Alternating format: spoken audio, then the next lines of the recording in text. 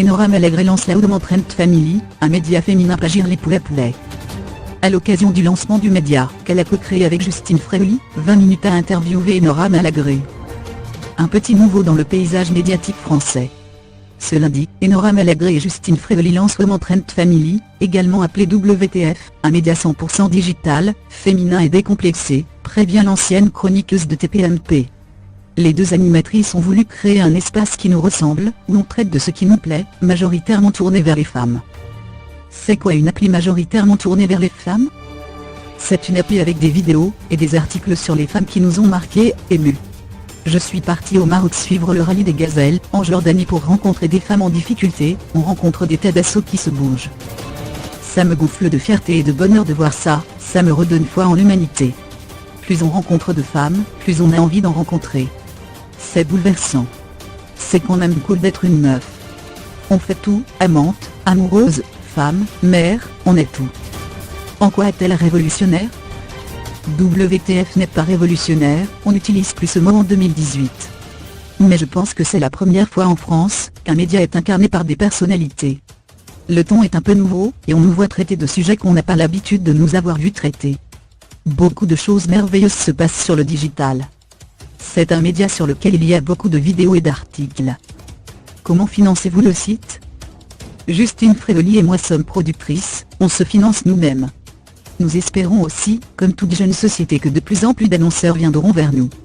Il n'y aura pas d'abonnement, c'est une application gratuite. Pourquoi vous êtes lancé dans cette aventure? Avant de partir de Touche pas à mon poste, j'avais déjà parlé de lancer un site avec Justine, bien avant le mouvement méthode, merveilleux, qui nous porte toutes. On avait rencontré des femmes démentes, dont on voulait libérer la parole. Tout s'imbrique assez bien.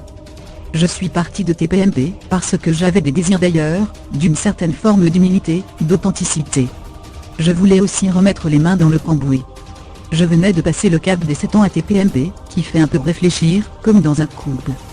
J'avais été très heureuse jusque-là, mais à TPMP, je n'étais pas leader en tant que chroniqueuse. Là je suis beaucoup plus dans l'action. Avec Justine, nous sommes les chefs de notre propre entreprise qu'on voudrait voir fleurir. Nous sommes impliqués dans tout le processus de fabrication. À un moment j'étais en train de devenir feignasse, parce que ma place chez Cyril Hanouna était très confortable. Comment s'est passée la conception du projet? Nous avons commencé à en discuter en octobre. En janvier, nous avions trouvé le concept, et on a mis un gros coup de collier. Désormais, on fait tout, je retrouve des sensations oubliées. Pour les gros sujets, on part quand même avec un réal, je ne suis pas Spielberg non plus. Comment vous êtes-vous entouré? On a eu la chance avec Justine d'avoir fait de la télé pendant presque 15 ans, d'avoir rencontré des techniciens merveilleux. On bosse avec nos amis, qu'on a croisés ici et là, qui viennent participer à ce projet. On a des monteurs aussi qu'on connaît depuis longtemps. On est bien entouré. Manon est un peu aux fraises pour tout ce qui est technique. On a des petits jeunes qui assurent de ce côté-là. Quel lectorat visez-vous? On veut s'adresser aux femmes et aux hommes. On pense publier environ 4 articles et vidéos par semaine, quelque chose qui ne sera pas Gire les poulets et parle de maquillage. L'avantage de l'appli c'est que chacun, de 7 à 77 ans, peut choisir ce qui l'inspire. Il y en aura pour tous les goûts, le sport, des sujets engagés. J'ai même écrit un article hyper perso sur ma maladie l'endométriose.